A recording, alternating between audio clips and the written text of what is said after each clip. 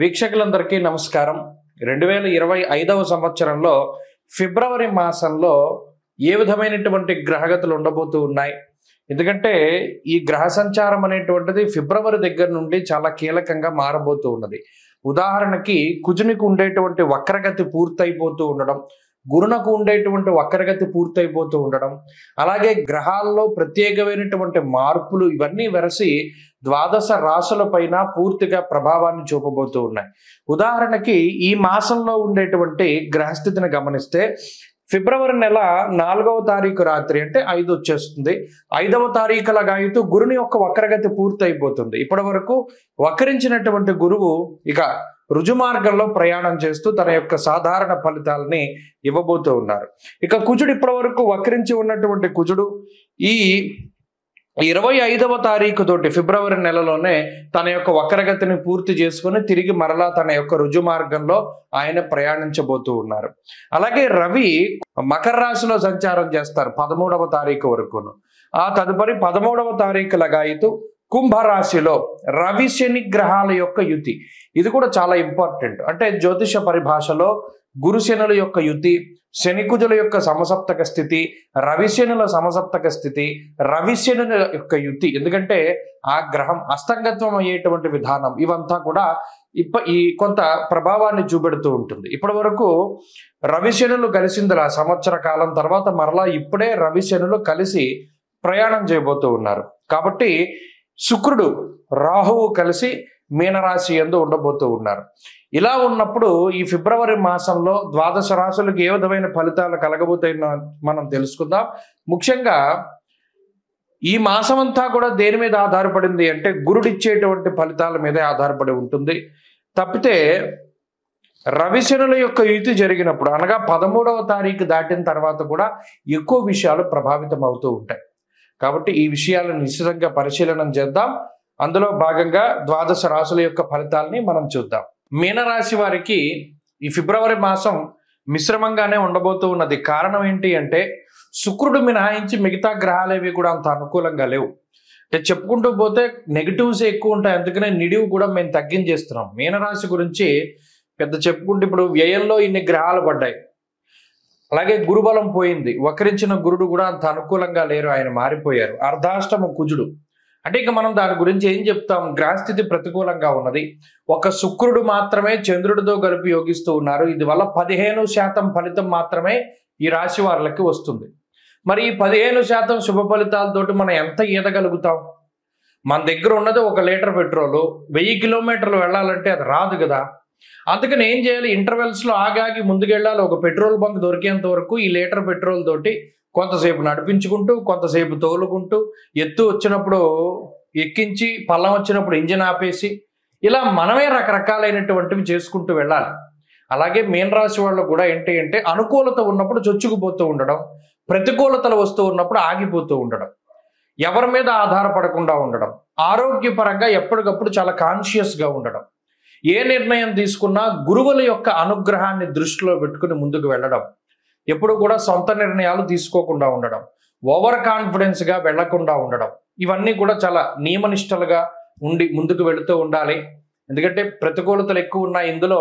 మనం చెప్పుకుంటూ పోతే ఎందుకంటే భయపెడతారంటారు. గ్రహాలు అనుకూలంగా లేనప్పుడు అరటిపండు తిన్నా పన్నీరిగిపోతుంది, దాన్ని మనం ఏం చెప్పలేం. మీరు చూడండి ఎంత ప్రెషర్ ఉంటుందంటే మీనరాశి వాళ్ళకి ఒక చెరుకు గడని మిషన్లో పెట్టి తిప్పుతాడు, అది ఎంత పిప్ అవుతుంది, దాని మీద ఎంత ప్రెషర్ పడుతుంది. అలాగే ఉంటాయి ఈ మీనరాశి వాళ్ళ యొక్క స్థితిగతులు. కాబట్టి చాలా జాగ్రత్తగా వెళ్ళాలి. మనం ఎక్కడ క్రష్ అయిపోకుండా ఎక్కడికక్కడ తప్పించుకుంటూ ముందుకు వెళ్ళాలి. దానికి భగవద్ అనుగ్రహం చాలా ముఖ్యము. ఆ విషయాన్ని దృష్టిలో పెట్టుకోండి. మీనరాశి వారు ఎప్పటికప్పుడు ఉత్తేజంగా ఉండడానికి ప్రయత్నం చేయండి. ఆంజనేయ ఆరాధన క్రమం తప్పకుండా చెయ్యాలి. ప్రతి శనివారం నాడు శివాలయంలో ప్రదోష కాలంలో దీపం పెట్టాలి.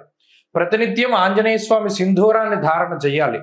ఇలా చేస్తూ ఉంటే మీనరాశి వారికి మంచి రోజులు వస్తాయి. ఏదేమైనా ఈ కుజస్తంభన, గురుని యొక్క వక్రత్యాగము, రవి బుధుల మార్పు ఇవన్నీ కూడా ప్రతికూలించేటువంటి అంశాలు. శుక్రుడి బలం ఒక 2 నెలలు ఉంటుంది. ఈ 2 నెలల వ్యవధిలోనూ కూడా కొంత ముఖ్యమైన పనులన్నీ పూర్తి చేసుకోవడానికి ప్రయత్నం చేయండి. జాతకంలో దశాంతర దశలు బాగుంటే ఈ గ్రహస్థితిని దాటగలుగుతారు.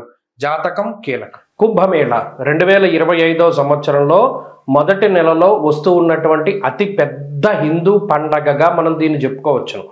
కానీ చాలామంది మనలో అంటే కుంభమేళా అనగానే మనకి నాగసాధువులు కనబడతారు, అలాగే ప్రయాగరాజ్లో జరుగుతూ ఉన్నది, భారీ సెట్టింగులు కనబడుతూ ఉన్నాయి. నిజానికి కొన్ని కోట్ల మంది, 40 కోట్ల మందికి పైగా ఈ కుంభమేళాలో పాల్గొంటారు అని చెప్పి అధికారికంగా వినిపిస్తూ ఉన్నటువంటి మాటలు.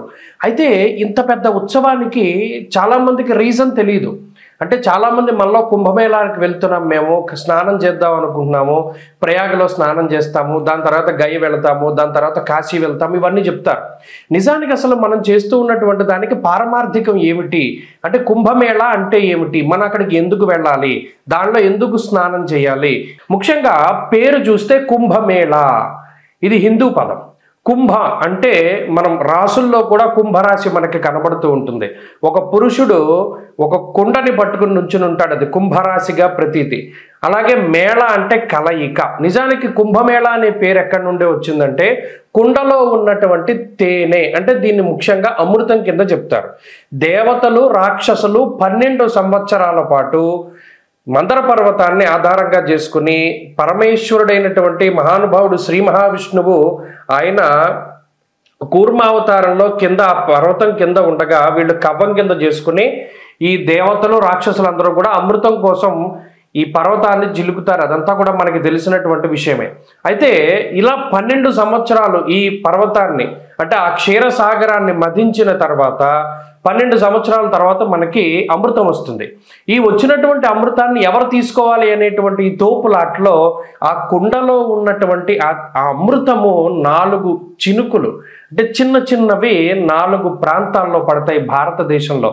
ఆ 4 ప్రాంతాలే ప్రయాగరాజ్, ఉజ్జయిని, అలాగే నాసిక్లో ఉన్నటువంటి త్రయంబకేశ్వర్, ఇక 4వది హరిద్వార్. మీరు ఎప్పుడైనా చూడండి కుంభమేళాలు జరిగినప్పుడు ఈ 4 ప్రాంతాల్లోనే జరుగుతాయి. దానికి కారణం ఇది.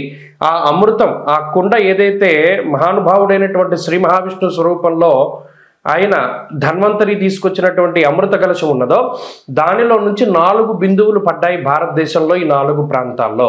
అందుకనే ఈ 4 ప్రాంతాల్లోనూ కుంభమేళా అనేటువంటిది నిర్వహిస్తారు. ఫస్ట్ ఆఫ్ ఆల్ ఈ పాయింట్ మనం గుర్తుపెట్టుకోవాలి. ఇక రెండవది, ఎప్పుడెప్పుడు జరుగుతాయండి కుంభమేళా అంటే ప్రతి కుంభమేళా అంటే ఇందులో మనం ఒకటి గుర్తుపెట్టుకోవాలి, 12 సంవత్సరాలకి ఒకసారి కుంభమేళా జరుగుతుంది.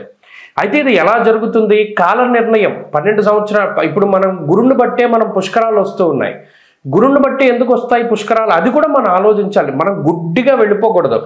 ఓకే గురుని బట్టి పుష్కరాలు వస్తాయి అంటే ఎందుకు వస్తాయి, ఇక్కడ దేవగురుడైనటువంటి బృహస్పతికి సంబంధించినటువంటి మానము ఒకటి ఉన్నది, అంటే కొలత. బారుహస్పత్య మానము అన్నాం. ఇప్పుడు మనం ఉన్నాము చాంద్రమానాన్ని అనుసరిస్తాం, సౌరమానం ఒకటి ఉంటుంది, బారుహస్పత్య మానం ఒకటి ఉంటుంది. ఇలా కాలానికి ఉండేటువంటి కొలమానాలు ఒక్కొక్క గ్రహాన్ని ఆధారంగా చేసుకుని ఒక్కొక్కటి ఉంటూ ఉంటాయి. ఇప్పుడు ఉత్తరాదిలో ఉండేటువంటి కొలమానం అంతా బారుహస్పత్యమానము, సౌరమానము అంటారు. ఈ సౌరమానం బారుహస్పత్యమానాల ఆధారంగా సూర్యుడు గురుడికి సంబంధించినటువంటి గ్రహ గమనాలను బట్టే ఈ కుంభమేళా వస్తూ ఉంటుంది. ఈ రవిగురుల యొక్క మార్పులు, ముఖ్యంగా రవిగురులు ఇద్దరూ కలిసి వృశ్చిక రాశిలో ఉన్నప్పుడు ఉజ్జయినిలో ఈ కుంభమేళా నిర్వహిస్తారు. అలా కాక రవి మకర రాశిలో సంచరిస్తూ గురుడు వృషభ రాశిలో సంచారం చేసినప్పుడు ప్రయాగలో కుంభమేళా నిర్వహిస్తారు. అలాగే రవి మేషరాశి యందు గురుడు కుంభరాశిలో ఉండగా హరిద్వార్లో కుంభమేళా నిర్వహిస్తారు. అలాగే రవి గురులు ఇద్దరు కూడా సింహరాశిలో సంచారం చేస్తూ ఉన్నప్పుడు ఆ సమయంలో నాసిక్లో ఉన్నటువంటి త్రయంబకేశ్వర్లో మనకి కుంభమేళా నిర్వహిస్తారు. కాబట్టి ఎప్పుడు పడితే అప్పుడు రావు. ఇందులో 12 సంవత్సరాలకి ఒకసారి కుంభమేళా వస్తుంది. 12 కుంభమేళాలు పూర్తయితే దాన్ని ఒక మహాకుంభమేళా అన్నారు. అంటే ఈ లెక్కన మహాకుంభమేళా ఎప్పుడు వస్తుంది, 12లో 144 సంవత్సరాలకి ఒక్కసారి మాత్రమే మహాకుంభమేళా వస్తుంది. ఈ కుంభమేళా వచ్చింది అంటే ఈ 45 రోజుల పాటు సిద్ధులు, యోగులు, మునులు, ఋషులు, కంటికి కనబడనటువంటి శరీరాలతో తిరుగుతూ ఉండేటువంటి వారు, తేజస్వరూపులు, దేవతలు, యక్షులు, కిన్నెరలు, కింపురుషులు, గంధర్వులు ఎవరైతే ఉన్నారో వారందరూ కూడా ఈ కుంభమేళాలో స్నానం ఆచరిస్తారు. అందుకనే దానికి అంతటి ప్రాధాన్యత. మరి ఇంతమంది మహానుభావులు స్నానం చేస్తూ ఉంటే అందులో కూడా మనం ఆ సమయంలో స్నానం చేయడం ద్వారా ఈ శరీరాన్ని అంటిపెట్టుకున్నటువంటి పాపరాశి అంతా దగ్ధమైపోతుంది అన్నాడు. ఇంకా అంతకు మించి మానవ జన్మకి కావాల్సింది ఏముంది? ఆ స్నానం ద్వారా కుంభమేళాలో ఈ శరీరాన్ని భగవంతుడిచ్చినందుకు, ఈ శరీరంతోనే కాకుండా గత జన్మల్లో చేసినటువంటి సంచిత ఆగామి ప్రారబ్ధ కర్మలన్నింటినీ కూడా పోగొట్టుకోవడానికి ఇదొక అద్భుతమైనటువంటి అవకాశం. స్వస్తి.